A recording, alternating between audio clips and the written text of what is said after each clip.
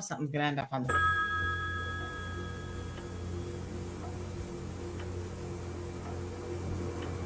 They're back. I have no idea how long I've been waiting to do that. Oh my god. Welcome back. I love it. Yes. I love it. That's perfect. So before we get into all the nitty gritty stuff, I do want to do this. Mm. Yeah. Mm-hmm. It was such a tragic story. She was a great talent. That she dealt with bipolar, mental illness, and only really good people in the industry that were close to her knew about it. But such a talent that will be missed. If you go on Twitter and look at all the wrestling promotions, talent across those promotions, not just in the US, but all over the world, sharing stories. Mick Foley shared a great story.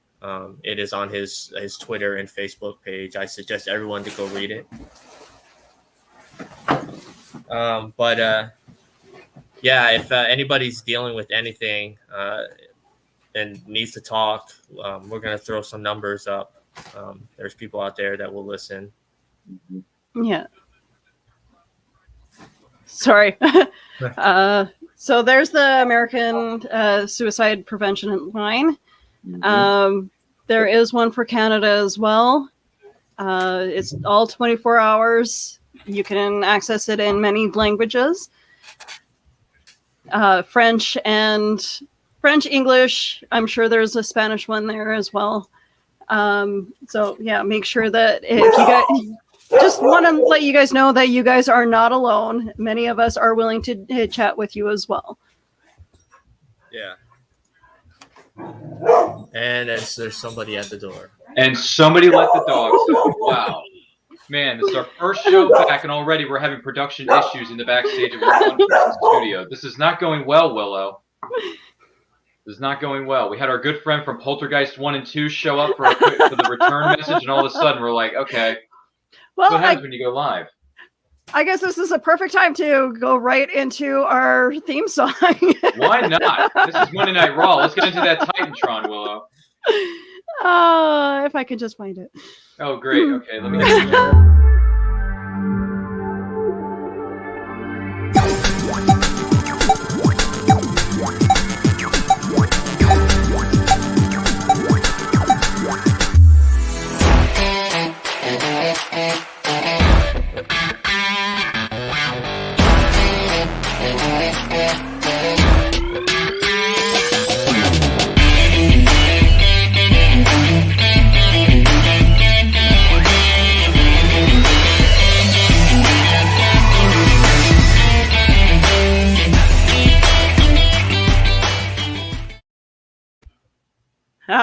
All right. You know, it's great to see that again.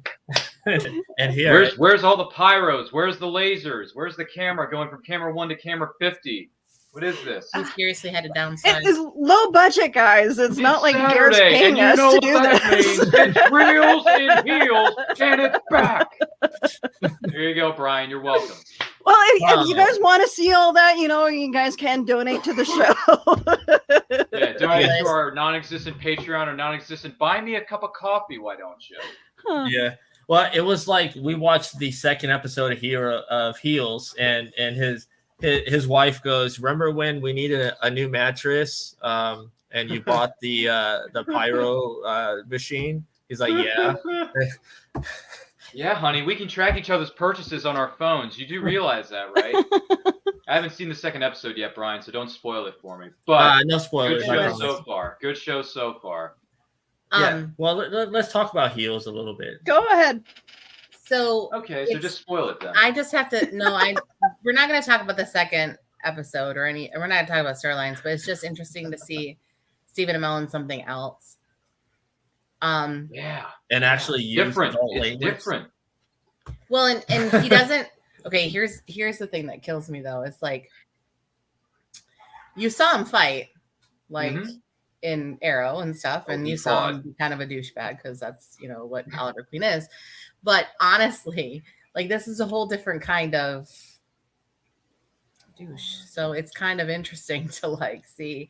Plus, there's a lot of family stuff in there. It's like they're a real family trying to deal with real problems, doing, trying to do right by their family name. So Yeah, and it definitely does do a lot of callback to legit territory wrestling from the 80s and the 70s and stuff. well, and actually they reference it. He says, he's just trying to start a war like they did in the 80s. Yeah. And she says, you don't remember the 80s. And he says, but I read about it. So, I mean, I don't really remember the 80s either. So Greg really missed you guys. We missed you too, Greg. And I just read the private Pink chat. Hammer. Hey, that's my friend. I know who that is. What's up, Carmen? Where on earth is Carmen Sandiego? Well, she's in the chat, so thanks for being with us here, Carmen. I can't help it, Brian. It's the 90s. It's the 90s. It's the Greatest decade of 90s, all yes. time. If anyone says otherwise, they're fooling Officially themselves. back. Yeah, I used to watch that show, and I remember what was the band Rockapella. Yeah, Rockapella yeah, was from the in game there. show. Yeah, that's right. Some good times, right, Willow? It was. Yeah. This Yeah, was but the- we highly recommend if you like the soap opera drama stuff, it's Wrestling. there. If you like wrestling, wrestling. it's all there, and it doesn't dumb it down. It's very. If you're a wrestling fan, you'll enjoy it. Now, is this taken in a time zone, a time frame, like you said in the 80s, or is it? No, It's modern time. Okay. It's present day. It's present day. Yeah. Yeah. And it's on Stars. So if you have access to Stars, or if you know somebody who knows somebody who knows somebody who has access to Stars, Willow, you better ... write this down and watch the show. I'll call my cable provider right away. That's right. Do it. Get a free 30-day trial. See, I sound like a walking billboard. I've only been here for 2 minutes. Okay, so is Lionsgate sending that check? I know, right? Hey, Lionsgate still owes me a Power Rangers sequel that we never got. So there you go. Well, they kind of made it up for Stars and Heels, I think. That's a good show. Oh, Okay. good. We're all friends here, Stars. So as you can see, we are in the middle of our move. Are you gonna wear a shirt? So Yeah. we're still unpacking, and that's where we've been. the last few Unpacking? weeks. Wow. This is a long process. You got to remember, well, maybe not remember. We lived in a house that it was a rental house, but it had a garage and 2 storage sheds. So now we're in an apartment, and we lost the garage and 2 storage sheds. So this means, and I think this goes for the record at home, that you had to sell off, because I heard this on the interwebs, that you sold like 98% of your pop collection to make room for this new home of yours. He And sold Nicole was very 83%. happy when she got the news about this, because as they say on the internet, or they say in verbalage, happy wife, happy life. So Brian, is it true that you sold off a majority of your pops to fund this new home? No, but I did trade some in. No, but I did make him move them. Yeah. Oh, we did make you move. Okay, that's cool. I didn't carry the boxes up. He did. Well, okay. Well, I'll be honest, and I'll tell the whole story, because he did actually carry up a majority of the boxes up the stairs, because that's generally when I blew out my knee. Ooh, okay. Oh, right. And I wasn't really, I Gotcha. wasn't able to. Mhm. Yeah, you had a brace and all. Yeah. I had Oh a my brace. goodness. And my foot is still numb, like from my heel down to the ball of my foot. Is still Oh, I'm sorry. It's just like he really did earn his keep. I guess I'll allow it. Grew some of those pythons there, Brian. Yeah, lift all those heavy boxes, brother. I'll continue to allow in moderation. so the only thing that got broken during the move was your injury? I'm well, No, you but- and the curio case. My curio cabinet and what was the other thing that broke? I don't think anything else broke. Oh, Remember, my Brian, this is a sailboat. fragile thing Your here. sailboat. Yeah. my crystal. It was a crystal sailboat. It broke. Oh, crystal sailboat. Okay. Gotcha. And that was all my fault because I didn't pack it. I mean, didn't wrap it well enough. It was too. So. Yeah, they'd buy that extra bubble wrap there, Brian. But let's think about all the things we lost, though. But we don't know where the can opener is. We don't know where the ice cream scooper is. I have no idea. These are vital instruments that you need. I don't know where the ice cream scoop you can eat with a spoon. Yeah, eat the ice cream with a spoon. But... And there were little brackets for my curio cabinet to hold the shelf up, and I don't know where those are. Oh wow. They're somewhere. You're gonna have to turn this new home of yours upside down and look for these items here, Brian. We've unpacked every box, and I'm like, where the heck are they? Jeez. So what did I stick it in? I don't know. But on the upside of things is what we have lost, we gained by having everything close by. Oh, yeah. The first month we were here, I saved $85 on gas. Oh wow! There you go. There's a grocery store like right there. Really? Walmart is like a 10-minute walk for me. Yeah. If Brian needs something, he can go get it, and I don't have to stop. Yeah, I need this new collector's edition Funko Pop. I'll be back in 20 minutes. That has already happened, actually. Oh, you've made a number of walks to your local Walmart. Save money, live better, Brian. Walmart. There you go. He went. No kidding. He went to Walmart the other day, and he found He found Ratcatcher 2 and Rick Flag. Rick Flag from he says, well, Walmart had Rick Flag in the pops, and I went, well, why didn't you buy that? You know, he's my favorite character besides Harley. I said, but you're never gonna find Harley. And so he went back and he got Rick Flag and Ratcatcher 2. And then I said, well, I guess we probably should try to get Harley if we can ever find her, and then Peacemaker, I guess. And literally the next 2 days later, he had gone to Walmart for milk and found Harley, dress, and Peacemaker. Yeah. And I was like, not your limit. You're done. So speaking of Suicide Squad, in the middle of the move, we decided, you know what? Heck with it. We're taking a break. We need a break. Yeah. So we went to the movies. Cinemark. Nice. They've always been clean, even before COVID. Good they've theater. always been Good clean. theater. So I felt safe there. What'd you think of the Suicide Squad movie? I love Harley Quinn. You love Harley Quinn? I also won't pull any spoilers, but I'm very disappointed at the ending. Oh yeah. Bad third act, huh? Okay. And no, not disappointed because it was bad. Just disappointed at the storyline, story points. Okay. I'm sad that we'll be without someone, but we. Oh, right. Well, they are dying to save the world, so you knew a few of them were going to bite the bullet.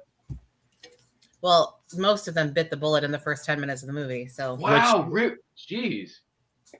Okay. I mean, James Gunn said, "Do not get attached," and he's been saying that. Yeah, it's like Game of Thrones, the show where everybody dies in the end. So yeah, there you go. Makes sense. Red Wedding. But yeah, I mean, the kids loved the character of Weasel. Okay. And he is literally in the movie for less than 5 minutes. Okay. I know which character you're referring to. But great lines. There were just great lines, a lot of iconic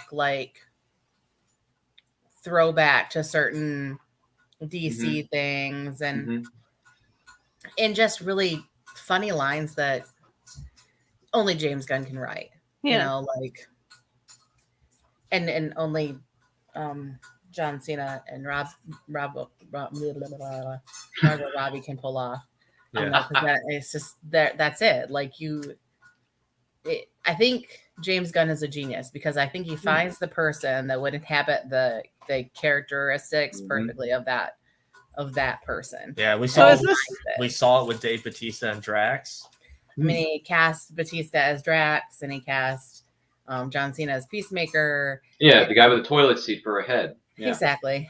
So it was this kind of like John Cena's redemption movie after doing some pretty questionable after ones. the Marine movie. I won't say much because I did enjoy. I do enjoy John Cena just in general, but he knows how to deliver lines. But he can deliver a line. And then I don't know if you've seen Vacation Friends yet, but it's a Hulu movie. It's worth the watch too. Okay. Nice. He is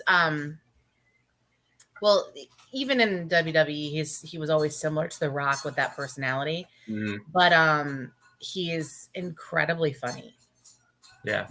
Like he really can deliver a line, and it's just it was a fun watch, Nice. and questionable dialogue at points, but definitely not for the children. Even though you brought the children with you to see an R-rated movie, okay? No, Great parenting. not Vacation Friends. The kids didn't watch Vacation Friends. They did watch Suicide Squad, but to be completely honest, really, there's a lot worse things that they could have seen. Okay, well, fair enough, everything fair that they said in the movie, I've said at some point. So really, it's not. And they're in public school, so they're going to learn a lot worse. They're gonna. Yeah, they may hear things on the streets somewhere in the sunshine state of Florida. So we got a good question here. Oh, hi, Carmen. Good to see you again. What's this? Yeah. Carmen, me and you will have to watch that movie together because I still haven't watched Carmen, it it's either. funny you say that because that's how I rate my movies, and that was going to be my question to Brian and Nicole, since you're the judge, jury, and executioner of this movie. Okay. Scale 1 to 10, what are you going to give this bad boy? As a movie, I would give it probably like a good solid 8.5. There you go. Solid. As a James Gunn film, 10. Okay, fair enough. That's pretty much where I'm at. Nice. There weren't plot holes, there weren't problems really. There were just little things that are just absurd because it's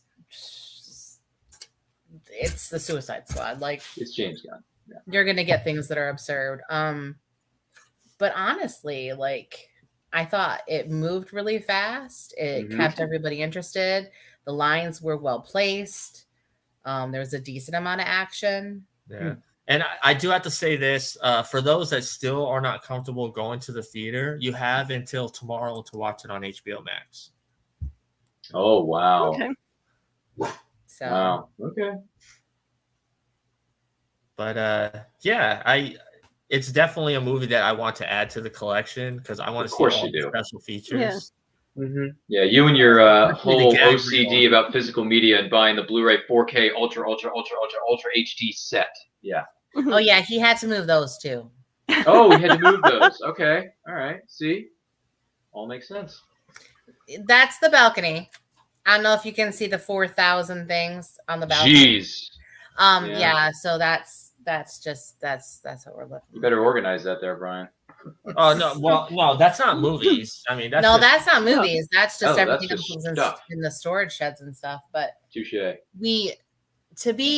To be completely honest, like I do have my own set of problems as far as not collecting but holding on to things. So somebody let that dogs out. Jeez. We don't have anywhere to let them out now. Will you shut up? They're playing. Oh my god. I mean, isn't this just like old times when Reels and Heels 1.0 was on, and now we get the 2.0 version, and nothing's really changed, has it, Willow? The dog is louder. That's all. My gosh, not much has changed. So Hurricane Ida passed by you guys, or is it still going? Well, no, it's already. It never hit Florida. It hit in the Gulf, and it went like across the East Coast. So like it hit us. We got hit with it. And then it hit New Orleans as a Cat 4, and then it came up through Northeast Mississippi, and then across like Georgia and straight up the East Coast, and just New York. They showed video of the subway system got flooded. Wow. Yeah, it's like that movie, The Day After Tomorrow, which came out like 15 years ago that predicted this would happen. So there you go. Flooded subway systems, flooded roadways, flooded communities in Pennsylvania, Philadelphia. Was it like Philly or outside of Philly got hit pretty hard? So Ida was no joke. Ida was very, very angry. But She was. in our neck of the woods, we just got heavy rain and wind. We were under some tornado warnings though in my neck of the woods, but luckily, Auntie M, it's a twister. It didn't come down. So I didn't get hit with tornadoes, and my house didn't fly up a couple circles, and then we ended up someplace called Oz, and then I looked out the window and everything was all color. So it wasn't like 1939 Willow, but it was a bit scary there for a while. I'm not gonna lie, because when your phone goes off and you get a weather alert, it's like, So I was kind of creeped out, but everything's fine. We're all fine here. How are you? So before we hop into our next subject, this will kind of go into it. Roman Reigns, SummerSlam. Our sort of segue. Always got to talk about Vince McMahon's company. Well, hold on here. SummerSlam week, just before SummerSlam in Vegas was that Saturday. Roman Reigns was doing the media circuit, and he was doing an interview. I believe it was with ESPN, and talking about SummerSlam, of course, and his year reign as champion, and blah blah blah blah. And then the subject of CM Punk came up, and about how he thinks the CM Punk just never moved the needle, like John Cena or The Rock. He just wasn't like the guy. And I love you, Roman, but you're fucking wrong, and I will prove it to you. Right now. Yeah. Right now. Or right now. Right now. No, we're at now.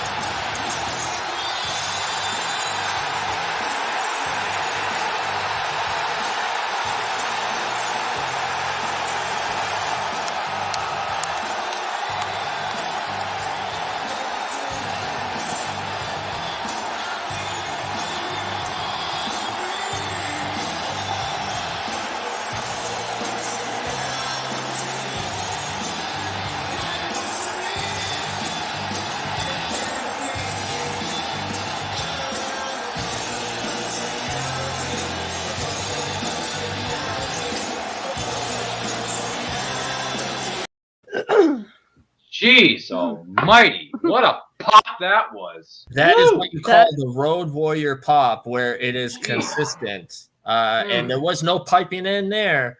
And if you think about it, like if you watch it on YouTube, like if you have pull somebody's features from YouTube from their own camera, it is twice as loud. Yeah. So, like you can't hear anything else. Like you couldn't even hear the theme music. You couldn't even hear his theme music, like from the crowd. Great theme song too. So I think a lot of people have to say what they have to say to deal with, backlash or whatever. But to be completely honest, I never really thought about it. Like, and I'm not an AEW all girl. the time. We've just been tagged by AEW. It's fine. I don't think AEW would tag us. Actually, hey, listen, we're giving you free publicity, AEW, and we watch your program. I mean, I don't know about Willow though, but we watch your program, so it's like, I mean, look at my name tag on my screen. I'm here to outwork everyone. What does that tell you about AEW? You outwork everyone. Who's the one who has 4 shows? I know. I'm the one who's got 4 shows. You're right, Willow. You're absolutely right. I have 4 shows. So I outwork everyone. I get up every morning at 4 a.m. Yeah. I'm a teacher. I probably outwork y'all, but okay, whatever. That's true. It's all right. If we got tagged, it's fine. It'll be easy. Okay, Tony Khan's got money. It is in the context of what we're talking about. I want to say, I do want to say something though. Like there was a whole, I don't know if you're going to get to this, but bless you. I wasn't an AEW girl. Like it wasn't a thing. And even even for probably the last year. I really haven't been a WWE girl either. I'll show up for Edge. I'll show up for Bianca Belair. But I'm pretty much done. Yeah. And the last 25 minutes of WWE that I watched Friday night on SmackDown was like, I just don't. Finn Balor being screwed again. I mean, I just think that they're all getting a shitty shake. And it's like, you know, Finn Balor's been there. He deserves something. He comes back and people love him. He sells huge merch. I don't know what the problem is. Bianca Belair was coming into her own and then bam. You know, okay, Becky Lynch comes back, and don't tell me I don't dislike Becky Lynch. It's just like the same people get the same shots all the time. And I think that this is pretty much relevant across all podcasts at this point, is that they're saying that's all he's doing. But the thing is, that whole thing with SummerSlam was all reaction to CM Punk. And if anybody tells you otherwise, they're lying. And I believe that, but I'm pissed that you screwed people. And you've been screwing people for about 2 weeks. And it's just not right. It's not fair. And this will bring me to my other point, which you might talk about too, is that the entire time CM Punk is standing there talking, he says, you know, if I've ever done anything in the last 7 years that disappointed you or whatever. And I'm like, yeah, I was pissed when he left. I did the whole stop being a crybaby. This is the way it is, whatever, blah, blah. But then you hear about the other stuff, and then you hear from other people, and you're like, okay, so maybe it wasn't just him. Maybe it wasn't just to make waves. Maybe it was really the case. And in the course of 7 years, I have also lived that, where you lost passion for what you were doing, and you didn't know why you were doing it anymore. It's like, why do I even bother? And then it takes finding it again to say, you know what? This is where I always should have been. Terry has a good point. Yeah, Terry, you're a smart guy. I don't know what's going on with you today. Did you have one too many shots of caffeine when you jumped into the chat this morning? Because gee whiz, man, you're killing it. Right. Okay. I mean, granted, I don't watch the product known as WWE whatever. But, you know, I watched AEW for a while. I still sort of, once in a blue moon, I'll check out AEW. But, hey, look, AEW's got, like, crazy, cool looking things going on. Plus, when you bring back certain veterans and it works, for CM Punk, it clearly worked. For Christian Cage, who has it's my new motivational phrase when I go into school this year, outwork everyone. So I got Christian Cage to thank for that. Don't worry, Christian, I bought your shirt this past week. So you're welcome, Tony Khan. You got my money. So, yeah. I like that Christian stuff. Cage, you know, like, I think he got a title reign that he deserved. He won a belt. So he beat Kenny Omega, who I can't stand for the life of me. So thank you for beating the living snot out of Kenny Omega, who's got 40,000 belts around his waist, which is 3 too many. Way too many. But and that's the thing. Whether you love him or hate him, right now Kenny Omega is the best in the business, hands down. Like his promos are top notch in the ring. What he does. 6-star matches, as Dave Meltzer would say. 6-star match. Yeah. 6-star matches. But okay. I do have to say him and Christian put on some great stuff. And AEW is, I mean, I've never really watched it regularly. Though I've watched it like from afar. I've been keeping an eye on what they're doing. Right. I like that they don't have a bunch of big guys. Like in WWE, you know, you have a whole bunch of guys that are over 200 pounds, you know, 250, where in AEW is a lot of the smaller people.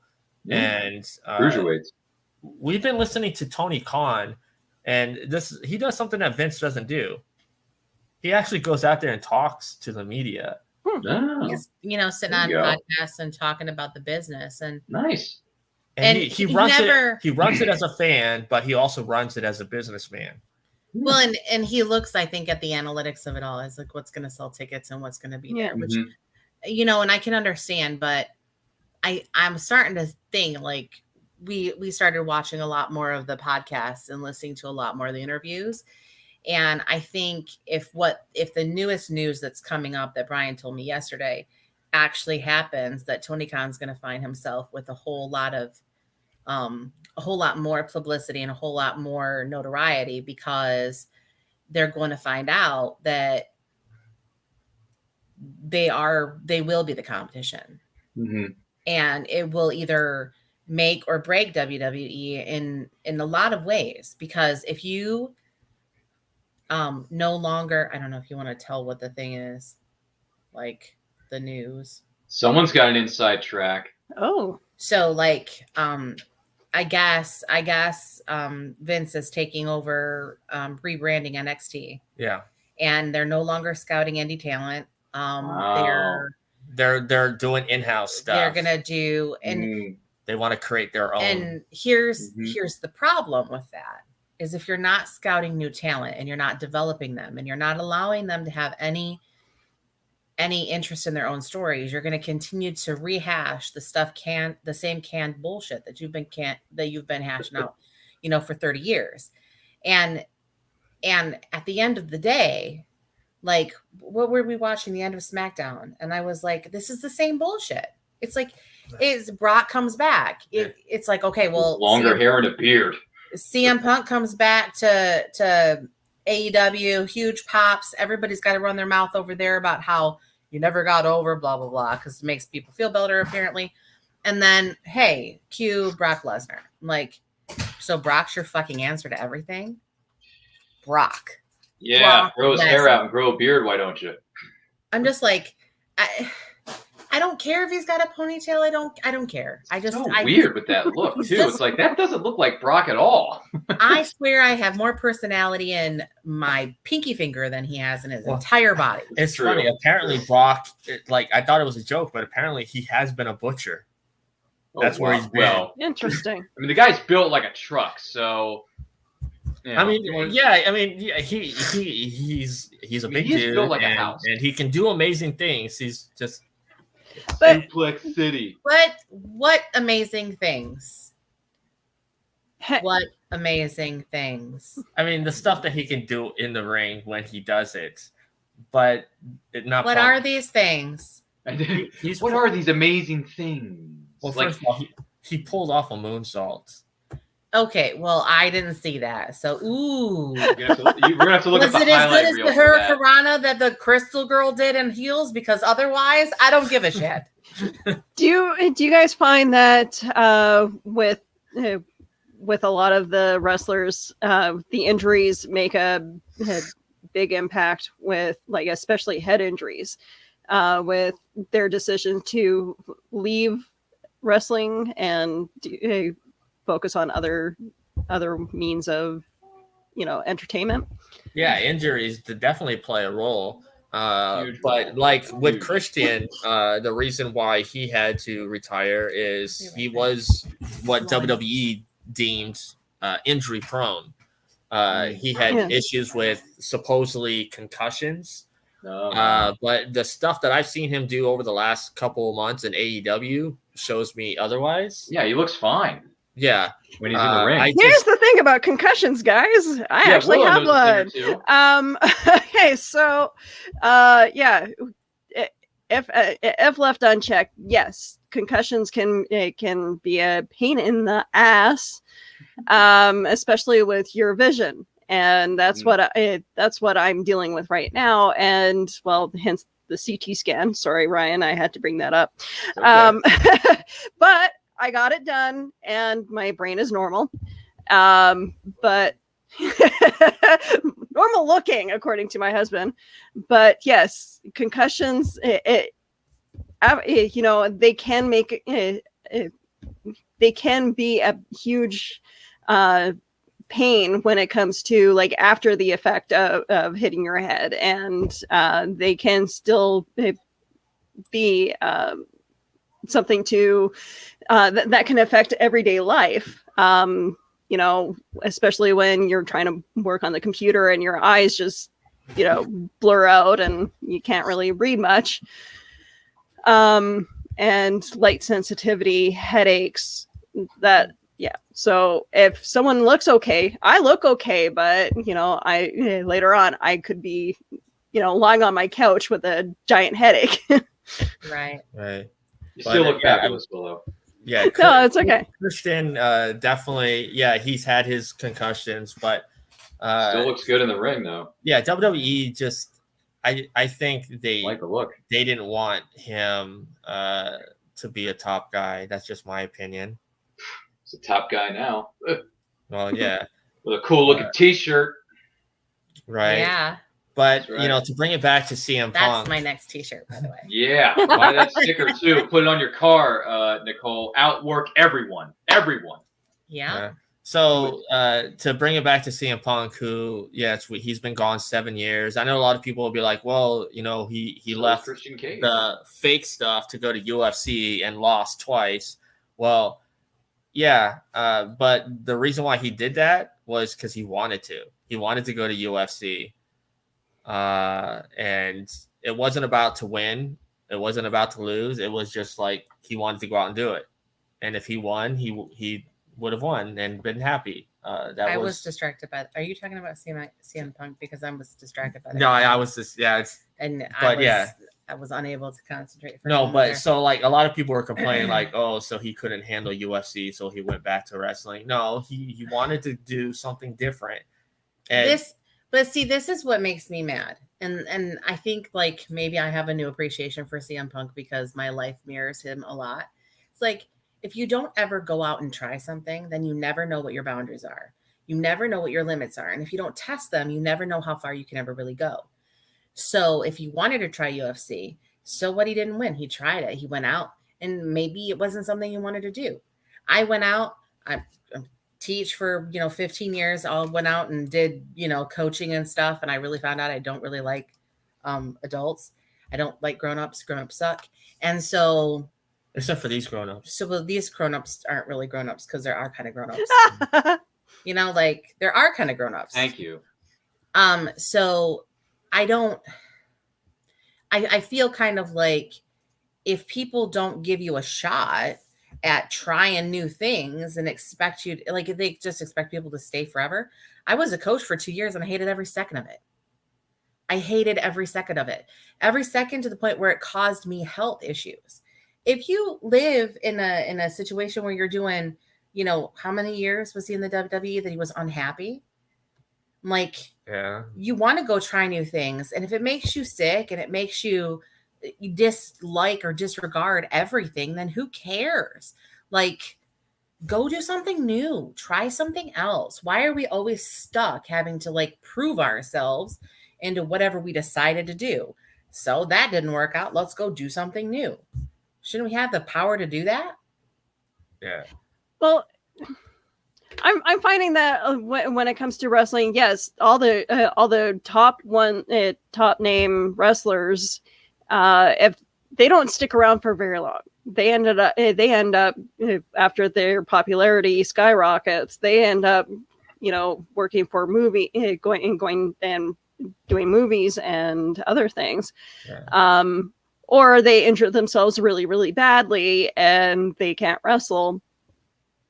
A lot of them end up dying very young as well. Yeah, and not to say that not everybody's going to be The Rock. I will tell you that. But see, it's all about personality and it's all about what you can do. So a lot of times these guys burn themselves out and then they look for another way. You can't wrestle forever. No. Right. And a lot of them are realizing that they can't. No matter how good a shape John Cena's in, he can't wrestle forever. And, all of these guys, had some of them on Terry's list there, lived long enough, they wouldn't have been wrestling well into their 50s and 60s. I think it's all about personality. Like, Rock can come in any time and do what he does, but he's not going to stay there. Because his personality is built for so many other things. Same with John Cena. I mean, really, same with CM Punk, actually. Like, you can see these guys doing other things because they're well-versed in just different types of abilities. Yeah. It's not, even Jericho. Jericho went out and decided to do other things too. He wasn't just going to be, a wrestler. He decided he was going to be a rock star too. And I think also it depends on who's running the company too. And, you know, McMahon hasn't exactly been the nicest guy to everybody. Oh, my Lord. There should be a biopic out about him by now. Seriously. Like, we need to hear all the dirt, Vince. I want to hear some more of the dirt, man, because you've got a lot of skeletons in your closet that some of us wrestling fans have not heard before. And I'm surprised hear that all of they it. even allowed him to make any comments when it came to Bret Hart's file. But you know, Oh, man. the thing is, there's two sides of Vince McMahon. There's the business side that's very shrewd, and then there's also the side you hear from many people that when they talk about him, say he's a really nice, humble man. So I think they are separate people. So like when it comes to business, Vince McMahon runs his company the way he runs his company. Split Like personality disorder. it's just the way he sees it. It is like a tunnel vision. You know, he has his boy Kevin Dunn and Bruce Pritchard, Brother Love back in the day. Yeah, Bruce. Yeah. Yeah. You know, they're taking over NXT, which leaves, you know, Triple H hanging. Now I will say though, like there was a comment that got made about how he didn't care about Brody Lee after he died. And I don't want to say that it was completely right what happened. I think they should have rang the bell. I think they should have all come out. I think they should have honored him in that way. Mm-hmm. I don't know why they didn't. But in all fairness, it is the same flack that Bush got when the towers came down. And he continued to read to that class he was reading to. And you have to look at things from a different perspective within things. Like if you're gonna say that he should have just dropped what he was doing and left those kids and walked out of that classroom to handle the country, what kind of picture would that one have painted for the kids?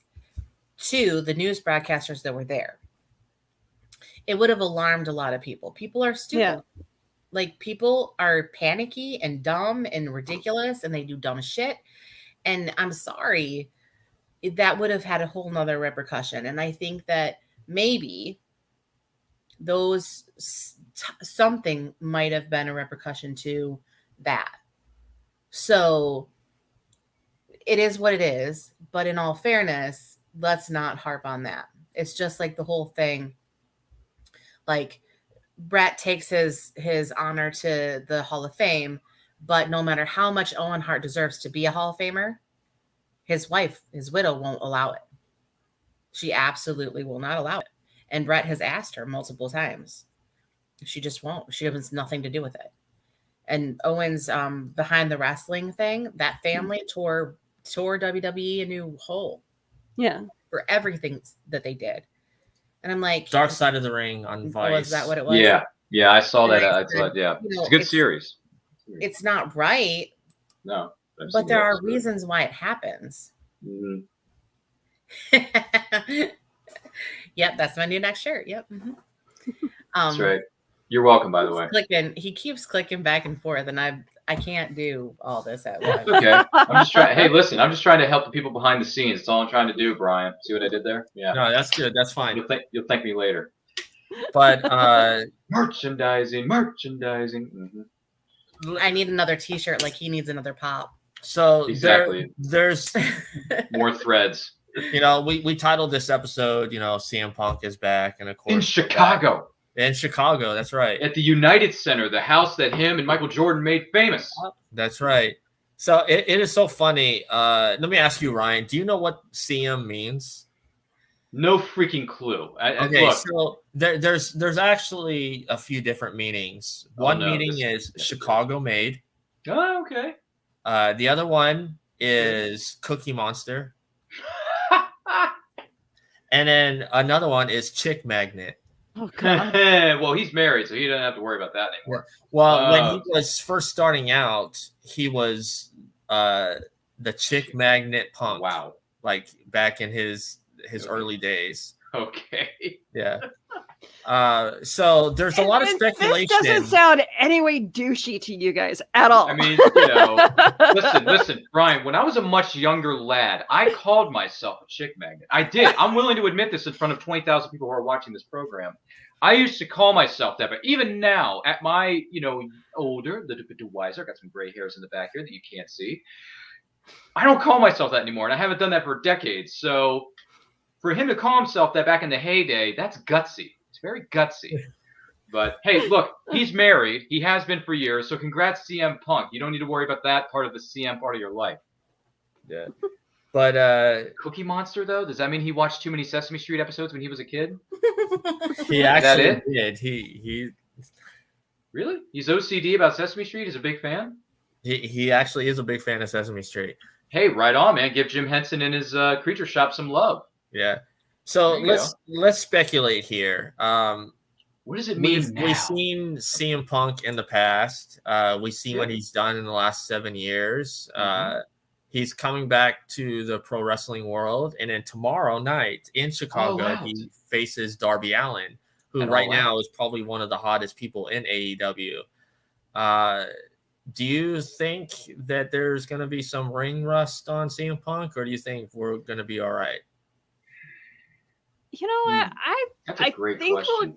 I think he's been training quite well lately. So you know what?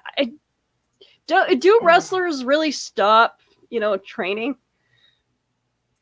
I think if you want to know about ring rust, then shouldn't you watch his guest spot on Heels? Well, but that's a little bit different though, because that's like a show. Yeah, but you still have to put it out there. Like, they have stunt people in Hollywood for a reason. They don't have stunt people in wrestling. As much as people are like, I thought it was fake, but okay, then check out Mick Foley's ear. Okay, like. And the holy shit face that Undertaker made when he fell through the cage. All right. Like, there are certain things that are real, and you can't fake that. I mean, the death of Owen. I guess watch the episode and see how he looks. So let me ask, Ryan, what do you think? Do you think that he's going in there with Darby Allin, who he's a daredevil. If you've ever seen, he was thrown down a stairs. The dude's crazy. He is nuts. Yeah, and plus I think he's my height, and he's like $150. So it's good to see guys like us who are 5 foot nothing, 100 and nothing. We got not one speck of athletic ability to go out there, win the TNT World Heavyweight Championship. Do what he does on a skateboard. I haven't seen a skateboard since 1995. So for him to do that, that's gutsy. So second of all, do I think there's ring rust on CM Punk's part going into this match? At All Out in Chicago. And sorry, I can't help myself. When you do a promo like that and you're like jacking up the crowd, like I got to echo that a little bit, Willow. I'm just saying. Do I think there's going to be ring rust on this guy's part? I think there will be. But at the same time, it doesn't matter. It doesn't matter. You're getting a match that everyone's paying money for. You're going to get a heck of a battle between two guys. One of them's a young lion. Another one's, an old guard coming back in. So it's going to be like a, passing the torch. I feel like him and the other guy.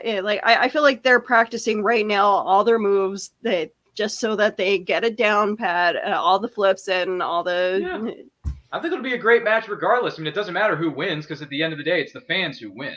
So and he already said that it was about helping the young talent anyway. So I don't think he's going out there to win necessarily, as go out there and to see what happens, to see what it feels like to be in the ring again. I mean, and to I watched that Darby Allin match, and he's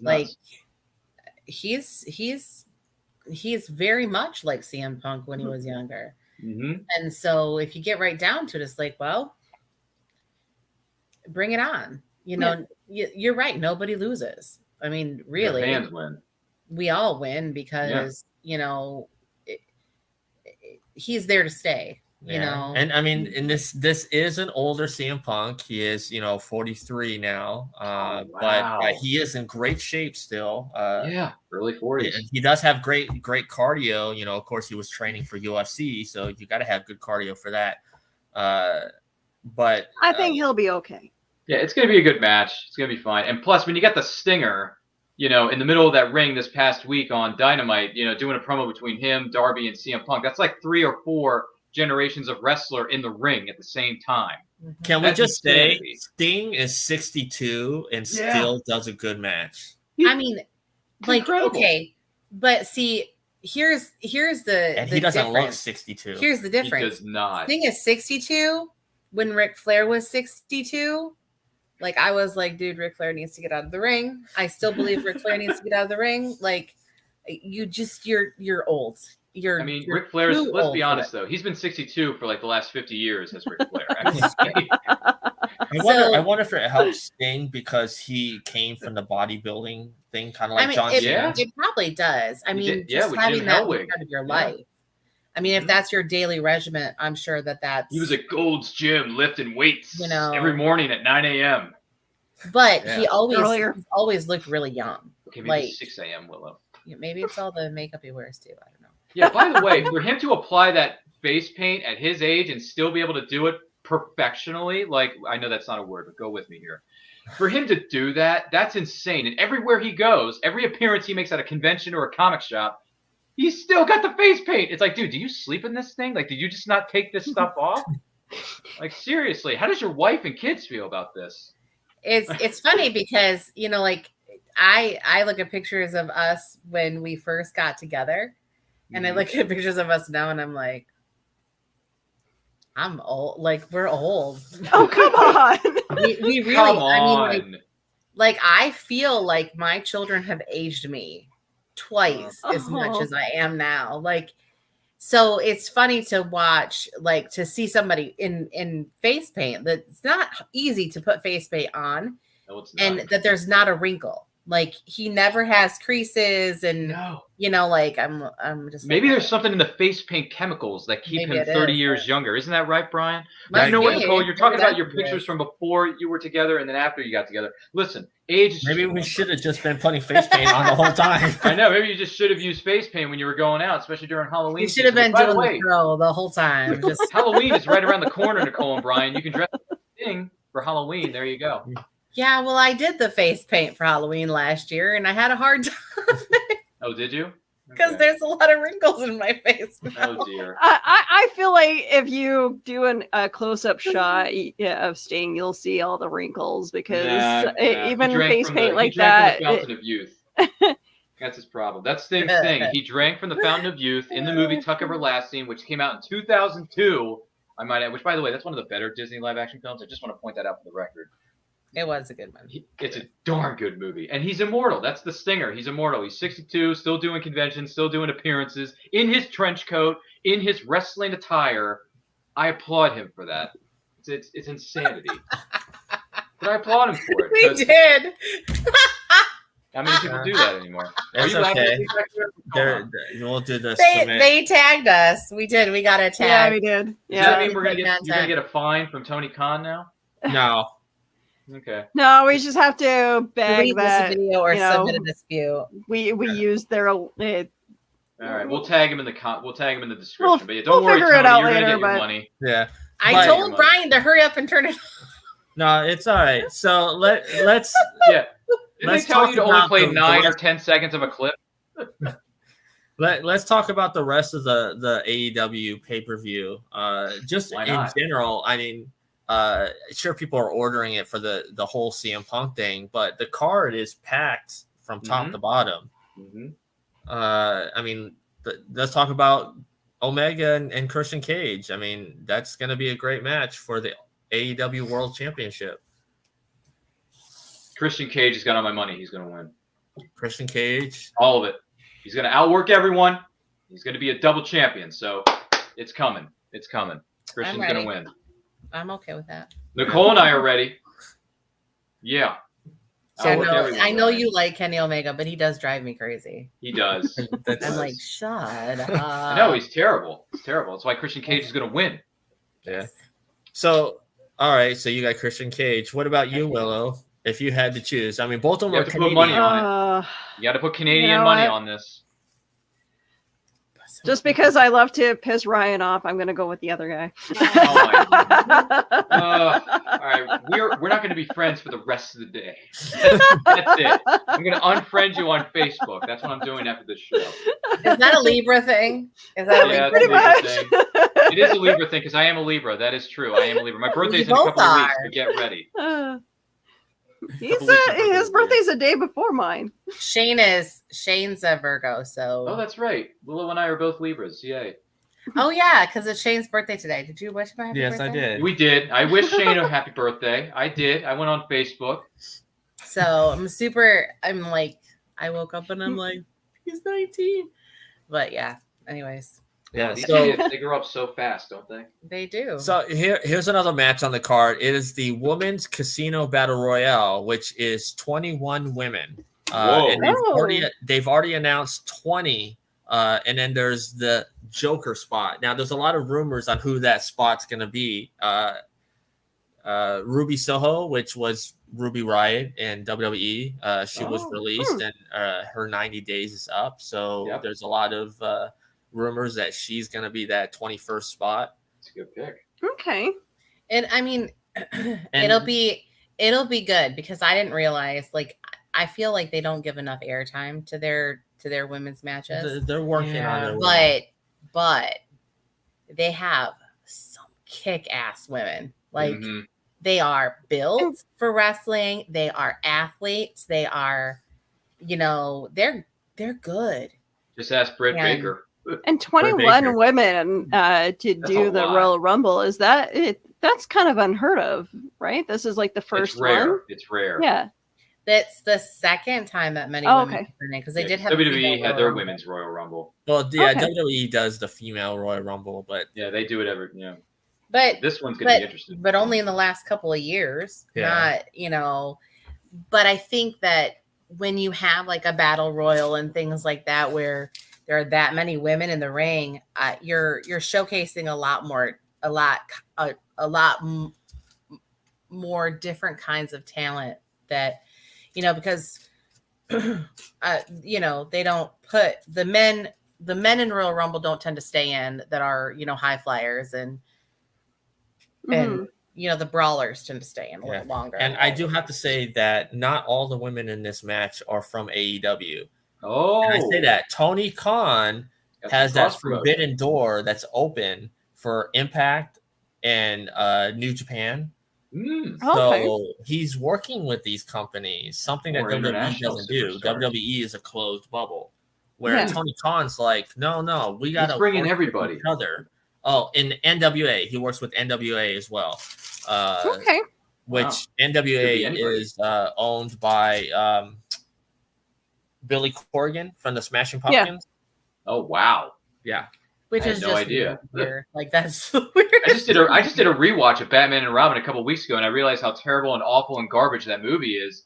But for someone from Smashing Pumpkins who did the soundtrack for Batman and Robin to be owning a wrestling company, who'd have thunk? Yeah. The music was good though. Yeah. So the winner of this battle royale will get a championship match against Britt Baker or Chris Statlander, whoever wins their match. Yeah, okay. Which I think Britt Baker is walking out as champion. So whoever wins the battle royale will face Britt Baker down the road. So I don't know. There could be. They got to go up against the dentist. So that girl. I had no idea that's what that stood for, DMD, until my best friend explained it to me. He's like, "That's what DMD stands for, bro." And I'm like, "Oh, so she's a dentist." She really is a dentist. You can look her up. She's a dentist in Orlando. She's a practicing dentist. Yeah, which is crazy. But good for you, Britt Baker. You got multiple sources of income. Yeah, and we'll get back. Live your dreams. Live your dreams. Yeah, we'll get back to Britt Baker in a minute. The next match is known as the final fight, MJF versus Chris Jericho. If Chris Jericho does not beat MJF, he will retire. Ooh. Okay. Interesting. Okay. I want MJF to win because Jericho's been in the business for far too long and he's got a dad bod going on, so he doesn't look like he's really in shape anymore. And plus, Jericho, when you grow a 3-foot-long mullet in the back of your head, that's too much, bro. That's too much. So I say let Jericho leave. He can retire and do whatever. Let the younger Bucks take over. So MGF, you're going to win that one. Yeah, MJF is right now, hands down, the best heel in the business out of any promotion. Which is why I hate him. That's the point. And It really is. Hate It's- him. like he is really good at it, so that's why I hate him. Yeah, so like MJF, I think is like 24. He's a young buck. That's the point. He's very young. And he's gonna win. Jericho's 50, and I mean, he looks good. But yeah, There'll he does. be something that happens though that Jericho's left open. He's not going to leave the ring entirely, Right. Well, He can always do commentary on Friday nights and he will. for Rampage. yeah, and then so we have Paul White taking on QT Marshall. I don't think anybody really cares about the match. I mean, I'll go with Paul White just because I grew up watching him in WCW as the Giant. So I'm going to give Paul White some leeway on this one just because I grew up watching him in WCW. Yeah. And it's I'm so going funny with Paul White. because within the company, QT Marshall actually works backstage. He's one of the bookers for the AEW. Oh, nice. So- Good for him. But he plays a heel so well. But he Yes, he plays does. like the scaredy cat heel that talks shit, but like doesn't back it up. I'm sure Big Show will give him a nice welcome to AEW, like choke slam to the ring kind of thing. Yeah. So we'll see. And then we got John Moxley versus Satoshi Kojima. Kojima is an New Japan Pro Wrestling legend. Okay. He's been in the business for years. I mean, John Moxley, I think is gonna. We all can say John Moxley's gonna win, but I think it's gonna be a very hardcore type match. Yeah. Hardcore. That reminds me of ECW right there. Okay. Interesting. Yeah. It's hardcore. Okay, here we go. In a steel cage for the tag team championship, the Lucha Bros versus the Young Bucks. Two of the best tag teams in the world in a steel cage. I don't really have a dog in this fight, but if I did, I'd probably just go Young Bucks. Because I just like saying that. Young Bucks. Sounds cool. It's so funny because every time they come out, she goes, "They're so adorable." They are adorable. Because they're young. That's the thing. Willow, go ahead and look up some photos. Look The up some Young photos Bucks? of the Young Bucks. Yeah, we don't have to play the music or the entrance music because Tony Khan's going to find us It's already again. mad. No, I'm just letting her know to look them up so she can see why Nicole. Our thinks good it's friends at adorable. Google Images will hook us up, Willow. Yeah, they're adorable. Like they are freaking adorable. Now I do like before. Like I like that before they went all lots of I don't know what the hell that is right now. Are these Young Bucks of yours as adorable as a young version of Sam and Dean Winchester though? No. Okay, just making sure. Just making sure.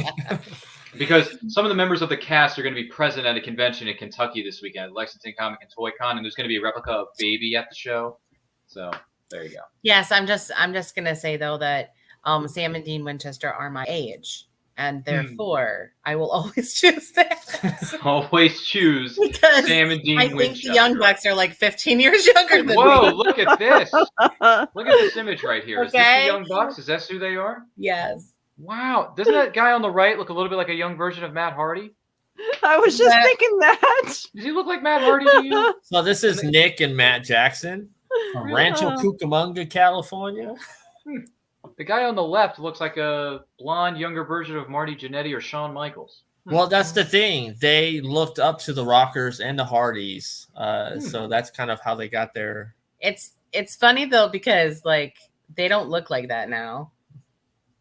No. I don't know. Interesting. I'd like to take them both shopping. It's very. Oh my God. By the way, Tony Khan, if just you're watching this, can you make that distressing. happen for Nicole? Make that happen? It's just I like the facial hair though. I like the facial hair. And the blue eyes. In the blue. I can't see their eyes Huh. because they Well, always have hat on or bleh. There's always something. They have headgear on while they're coming out to the Yeah. ring area. So. But yes, I do. I enjoy the facial hair immensely, and I I just hate I don't know. It's just like, what exactly are you trying to be?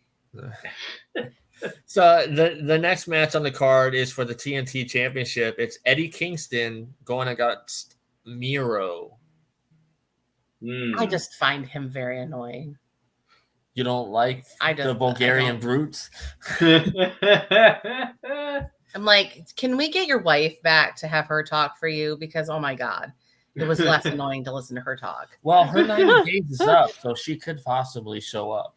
Oh, okay. Right. CJ Parker. Just listening to him talk is annoying. Oh, CJ Parker. And it's my whole my God thing. That's really annoying. Like, my God would not. Interesting. But I do have to say Eddie Kingston is very good on the mic. I have no idea I don't think I've seen him. I don't know enough about these wrestling talents to really make a prediction here. So I'll just say whoever wins, the fans win, Brian. The fans win. Yeah. Just like Willow and I, we have no clue what you're talking about. The fans win, Brian. And like I said, Britt Baker defending her women's championship against Chris Statlander. I don't think I know enough about that one. Chris Statlander is the Andromeda alien girl. Yeah, she hangs out with Orange Cassidy and. Oh man, really? Oh, forget it. I'm going Britt Baker then. Orange Cassidy? Listen, let me tell you something about Orange Cassidy. This guy does nothing but sit at a desk like this with no expression on his face, wearing a $2,000 pair of Ray-Bans and blonde hair and a jean jacket, whatever, like a corduroy jacket that he got from Gap in 1992. Okay? This guy does nothing. He sits there and does nothing. It's like Seinfeld. He's a show about nothing. He's nothing. He doesn't do anything. Orange Cassidy, when he's being announced coming to the ring, they're like, now coming to the ring, Wayne, whatever, from wherever, freshly squeezed Orange Cassidy. That's so lame. He does nothing. He just sits there. It really is a lame gimmick. And then He had just, his I saw him at hands the in his announcer's pockets desk. and he kicked the one guy. I'm like, what the fuck is this? I know. I saw him at the announcer's desk months ago, Brian, and he's just sitting there like this, wearing his $2,000 pair of Ray-Bans. It's like, are you sleeping, dude? Like, do you have anything to add to this conversation? No, you don't, because that's all you do is nothing. So get out of my ring. Get out of the arena. You have no business. It was really annoying. It was really annoying. Brian's like, it's a great gimmick. I'm like, it's it's terrible. It's the worst gimmick since Al Snow. It's terrible. At least Al Snow was funny. No, he was. But at the same time, it's like, at least he had a personality. What does everybody want? Head. Exactly. Well, not that kind of. But anyway, see, the dog knows what's up. But yeah, Orange Cassidy, no. So Britt Baker, you're gonna win that match within that match will be over in 3 minutes. Dingo. He agrees with you. Yes. See, All right. So, CM Punk versus Darby Allin. Who do you got, Ryan? The fans win. The fans are going to win. I know if I had to pick one, just because I love the Stinger and I grew up watching the Stinger, I'm going to give a slight edge to Darby Allin. Darby Allin. Okay. So I think Darby Allin will win only because his whole goal is to put them over. Here's my prediction. Uh-oh. This is going to be a 5-hour long answer. No. This is not going to be an hour long. To make CM Punk look good, to make Darby Allin look good. Oh yeah. I believe we will get a run-in. The run-in will be Danny Garcia and 2.0. 2.0 used to be Everrise and NXT, but they were let go. Okay. And now they're actually really hot in AEW. They're in a feud with Darby right now and Sting, so they can run out, attack both Darby Allin and CM Punk. Okay. And then I believe we will hear the final countdown, and Bryan Danielson comes out and saves them. Can you pull Tony Khan up and do some writing for them? Because you plan this shit out. You should be getting paid for it. That's a good point. Wow. If that happens, I'll tell you what. if that happens, because CM Punk said it during his promo a couple weeks, he's like, that's somebody else's shtick, and you just might have to be a little bit more patient. So, Brian, you may think it's going to happen at All Out, but you just might have to be a little bit more patient. Now, there was another match scheduled, but because of travel issues, it's not happening. Andrade versus Pac. Pac couldn't leave the UK. He had some issues. So that match is going to happen on Rampage. Now, there is... He couldn't leave the UK. He had some issues. The travel restrictions. He couldn't leave the UK due to travel issues. Maybe because the world is still on fire with something known as the pandemic, Brian. But I hate quarantine. So Andrade is teasing that he's still going to be in Chicago, and he said versus ?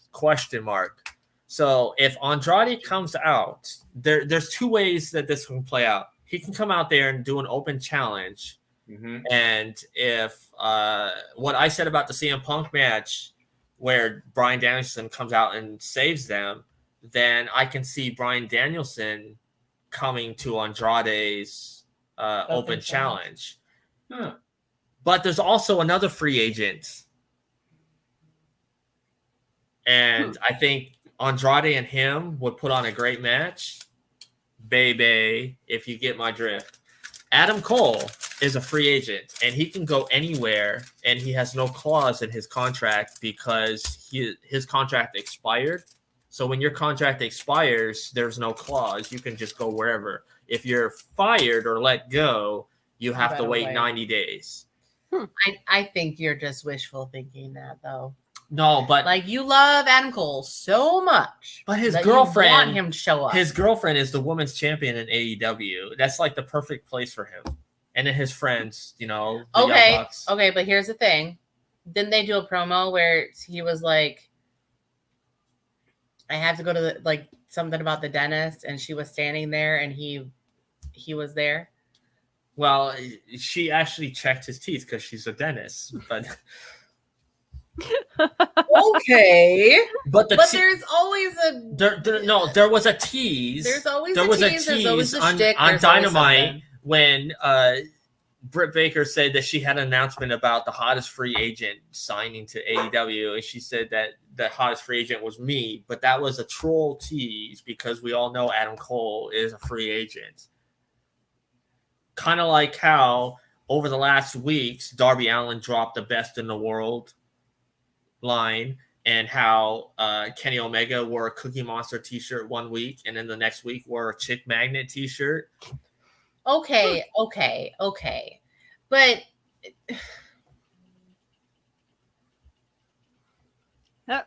I love you, Brian. But I think you need to get a life. Oh, no. Okay, we know for a fact Bryan Danielson is showing up. You could be unpacking some of this shit.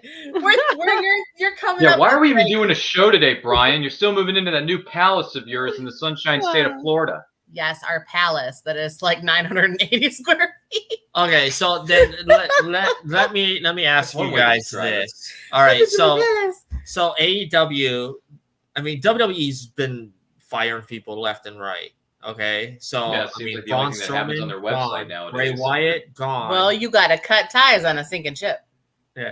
So tomorrow, if indeed we get Ruby Soho, Bryan Danielson, and Adam Cole, is that too much in one night for the company? If you were Tony Khan, would you spread it out? I'll start with you, Nicole. Okay. You said my actual name. What? When does that ever happen on this program? I mean, this is he never calls anybody by name. Serious question. Here's the thing. He said this is a pay-per-view like no other. I really think that he would push the envelope. I think this is the perfect time for him to. I think this is the perfect time to say, "Hey, look at us over here. We're stacked," without saying, "Hey, look at us over here. We're stacked." Like, he has done a very good job of not slandering the competition and not throwing them under the bus and saying, you know, people are going to do what they're going to do. This is what we do. And so I wouldn't put it past him to have pop after pop after pop. I really don't. Like I would think that this is the moment. This is what could be the deciding moment to what could happen. And if people are, you know, looking for ways to get this pay-per-view, you know, then, you know, make it worth it. And then people will keep on tuning in for all the rest of it. Because if you're signing all this talent, then you've got a reason. Like make it happen. So do you believe that if they did bring in all this talent onto this show, does it overshadow CM Punk's match, or is it just like... No, because the people that are showing up because of CM Punk. I mean, a good majority of the people are really paying attention because CM Punk was already announced, because he already made his debut in Chicago. I think a lot of people will be like, oh yeah, we're already getting it. So this would just be like the icing. Well, on that already special, really awesome CM cake. Punk said it himself. If people want to see him fall flat on his face, they're going to order the pay-per-view. If they want to see him win, they're going to order the payper-view. If they're just curious to see what he's going to do, they're going to order the pay-per-view. And this came straight from CM Punk's mouth. Well, and he also said, if you like it, tweet it. If you don't, then shut the fuck up. See, I don't think that they would make CM Punk lose his battle. Like, it doesn't make sense to me that they would plan it out, bring him back, and then have him be a loser the first time around. I don't know. You know, maybe the idea behind that really is to get the viewers and get the fans angry. Well, to get the kid over. Like, you know, Darby Allin has quite a following, but maybe there could be another thing that'll start a feud. Mm-hmm. There's our sleepy-headed kid. Yeah, cue kid alert on camera 1. Yeah. Yeah. You okay? Yeah. So, Ryan, same question. Do you think all this talent, if they do indeed show up tomorrow, is it too much for one show? Or do you think, you know, like what Nicole said, that maybe Tony Khan thinks this is the moment, just, you know, right there? It's a $2 million question, isn't it, buddy boy? Well, I'll tell you what. First of all, I think CM and CM Punk stands for Chicago made, because All Out is going to be in Chicago. So that makes perfect sense. What's up, Punk? What's up? So that's the first thing that's going to happen. The second thing I believe is going to happen is that I think they're going to put all the focus on the Darby Allin CM Punk return and those other stars that you mentioned. I think they're going to spread it out, and I think they should. Let's not give everyone the entire meal at the same time. Let's give them an appetizer. Let's give them a daiquiri. Give them a drink. Give them some bread. Give them some salsa. And then after that, put another wrestler over. And then a few weeks after that, put another wrestler over. So spread the joy, Brian. And as I said before, it's somebody else's stick, so you just might have to be a little bit more patient. So even though it's called All Out, and when you gamble and you put everything out there and you put it all in, it's like, yeah, we want to put all our wrestlers in one basket. No. They're going to hold some of those cards close to the chest, my friend. So focus on Darby Allin versus CM Punk. Focus on all the other matches that are going to go down at that pay-per-view in Chicago. And let the other guys and girls come in, you know, weeks and weeks and weeks after that. Spread it out. Don't do it all at once, because otherwise, oh, we got all our presents for Christmas in one day already? No, you got to spread it out, baby. Spread out the cheer, Brian. So that is what I think is going to happen in the United Center in Chicago. Nice. Willow, since you're kind of like the outsider on this, like I haven't watched wrestling in a while, so I'm kind of just your opinion. She's been busy like, getting her CT scan. Do you think that if they indeed debut these other stars on the same show, is it too much? Just your personal opinion. Well, it seems like they're trying to pack in as much as they can in this one show, because do they not feel like CM Punk is able to hold the show together? I don't know. Tony Khan talked about him. Tony Khan worships the man, it seems like.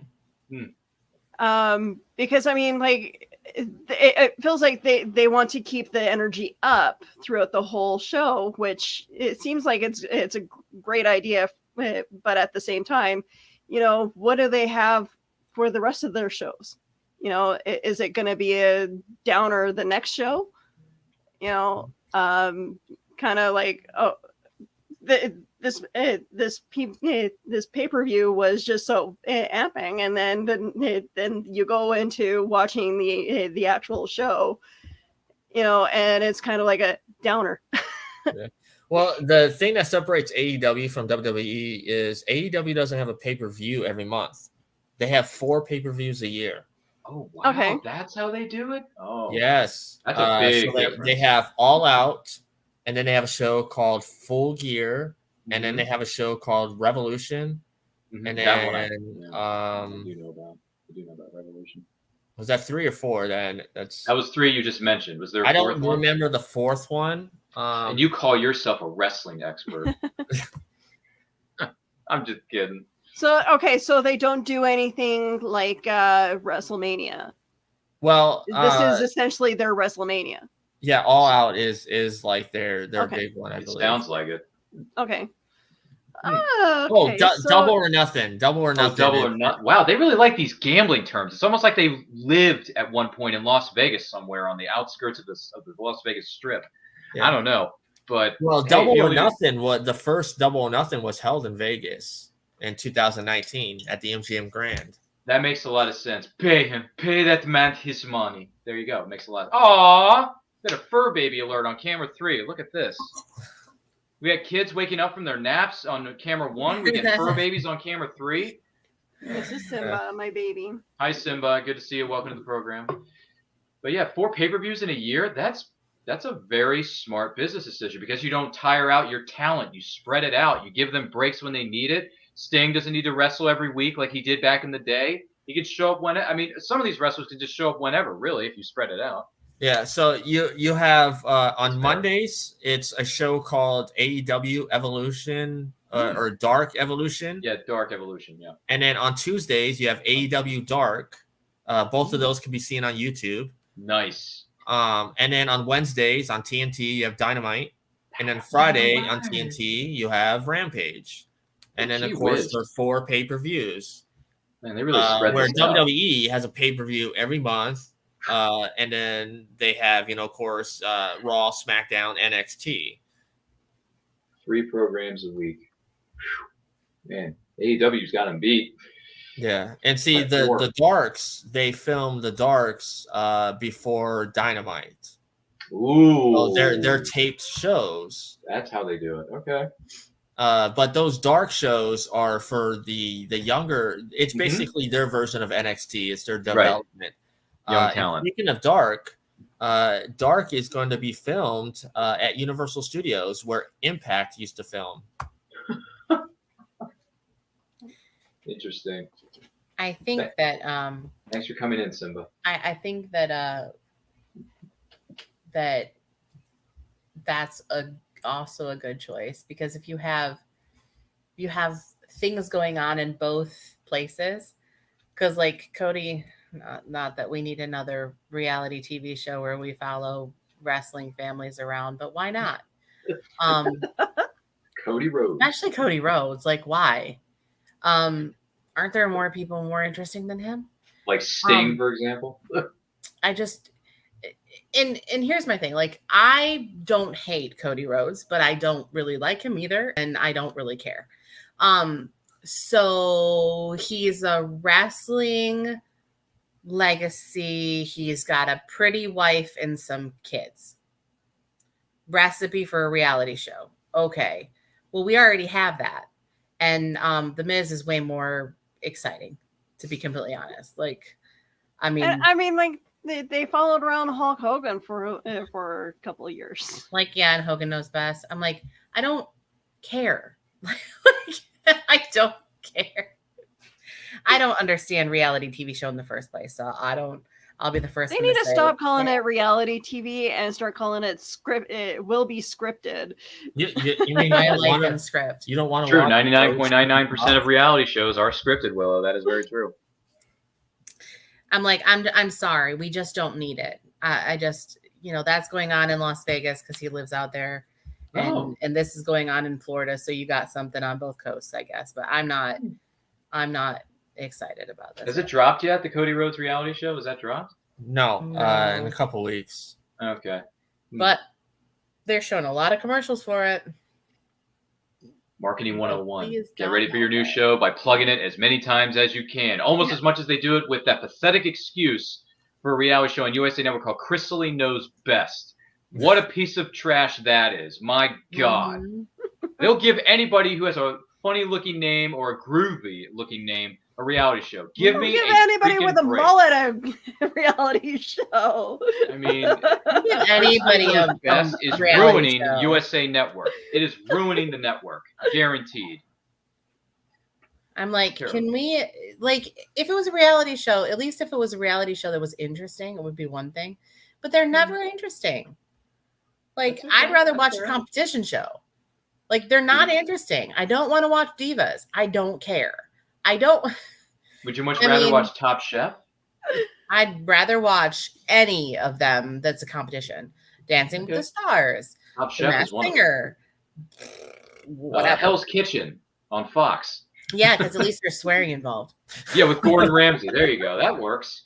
But we do like the food truck race. Well, the Great American Food Truck Race? Yeah.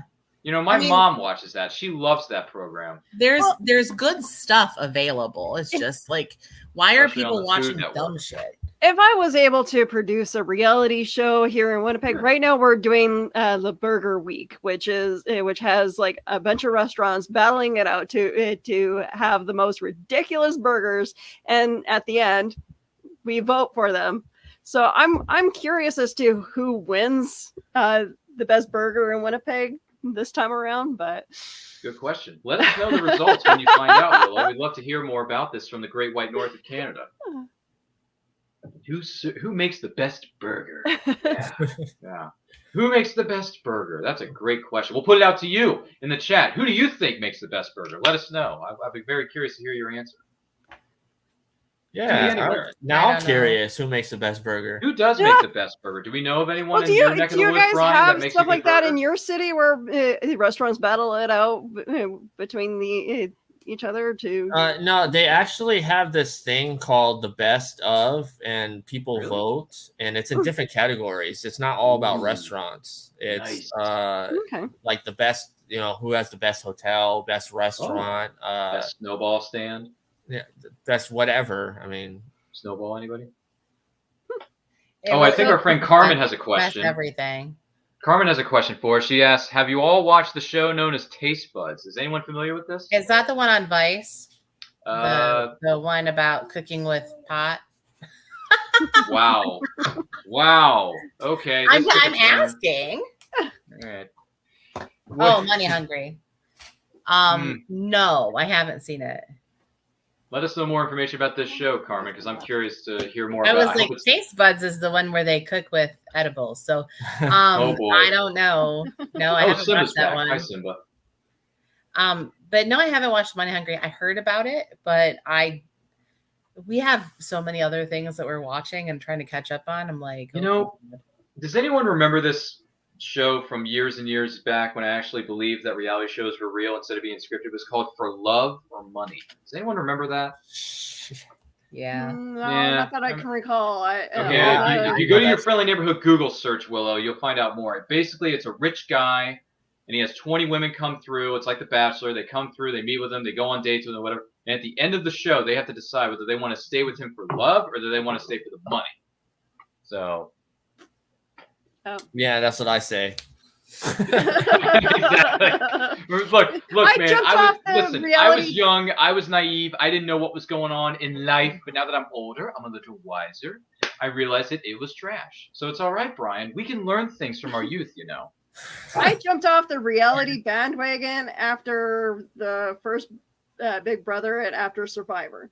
Whoa, those shows are still going today, by the way. They're still going. I did like Survivor, and I did like Big Brother, The Amazing Race.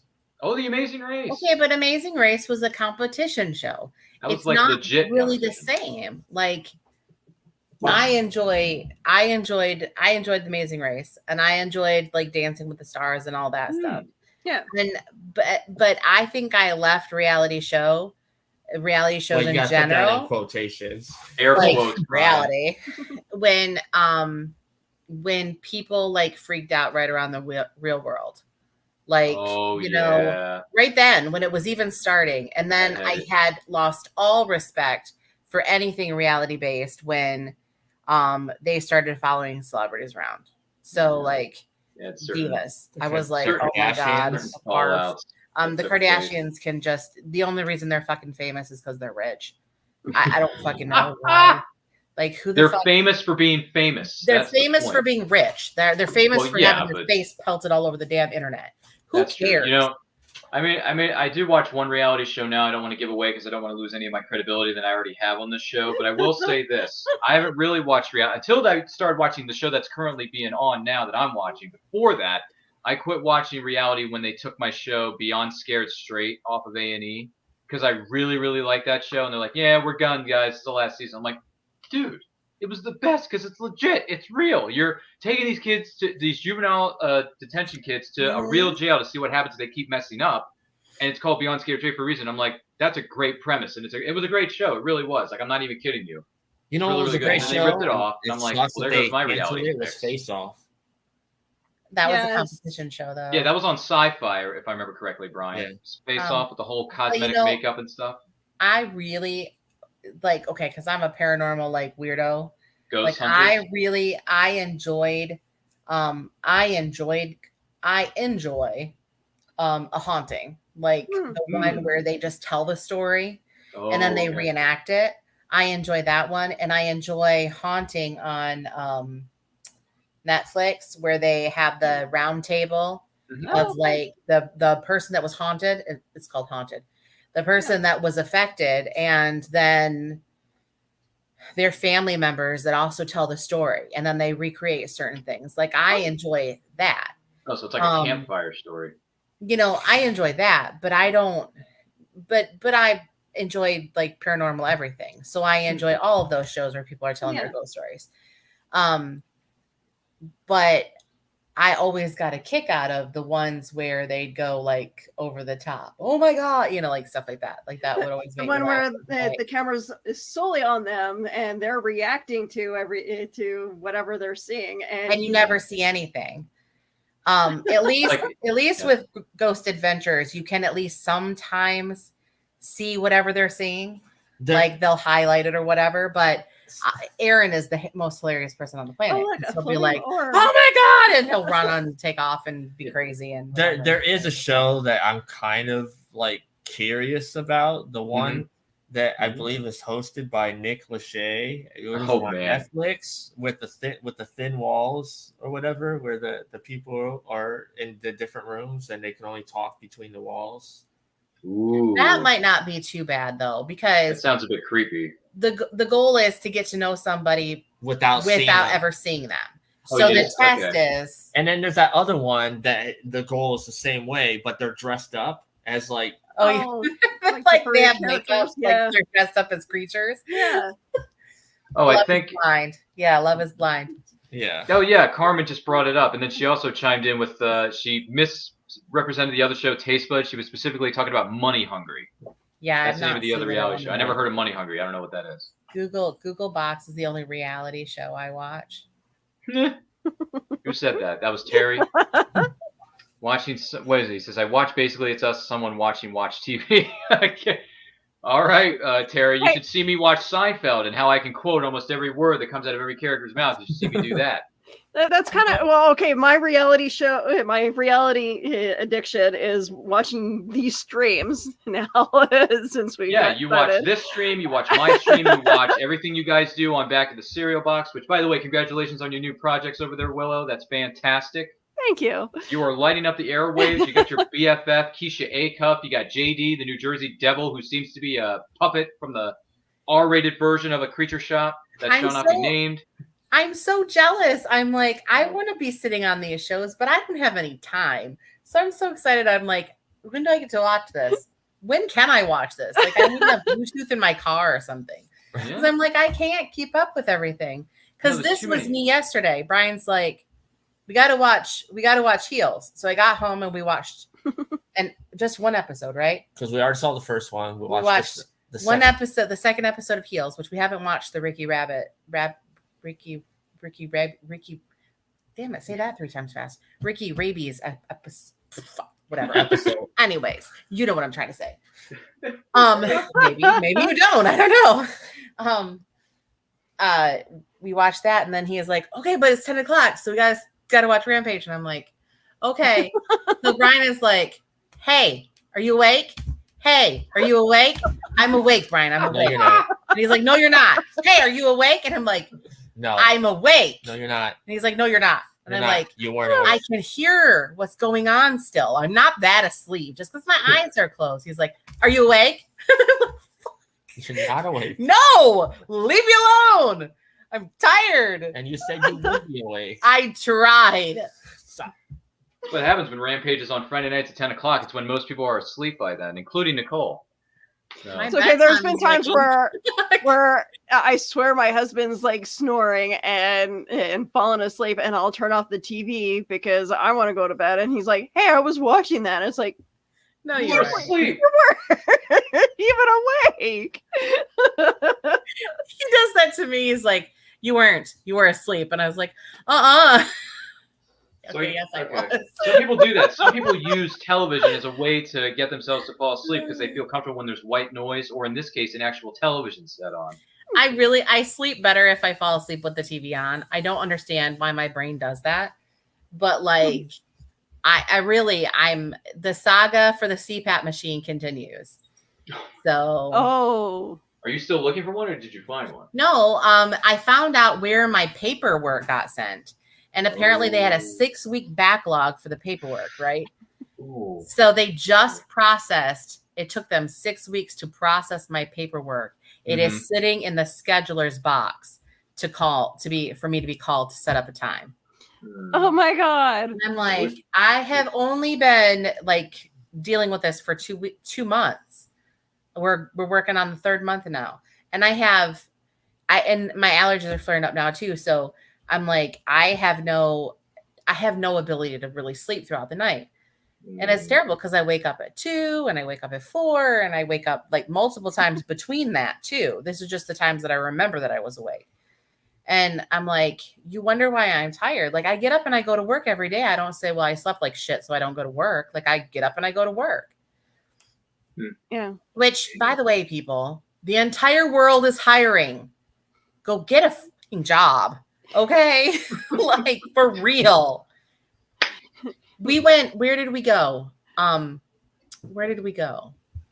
Oh, we were gonna go grab a bucket of chicken for the kids I can't. at KFC. Oh, at KFC, closed. yeah. KFC's closed because they don't have enough people to run Really? just the drive-through. This Like was they don't at have enough 7 people. This was o'clock. at 7 o'clock. Really? It's that bad?